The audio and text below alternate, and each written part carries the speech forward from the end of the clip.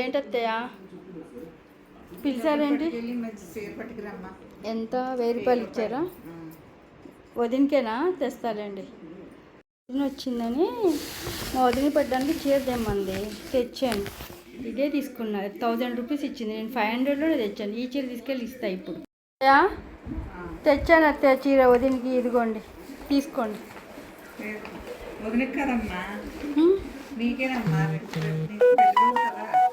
ఏంటి చీర వదినకి కాదా?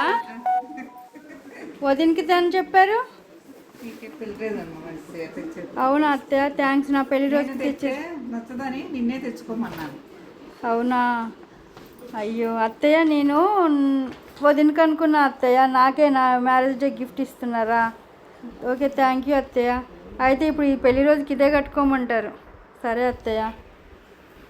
కదా ఫ్రెండ్స్, ఎవరు తీసుకున్న గోతిలో వాళ్ళే పడతారు అని ఇదే అది.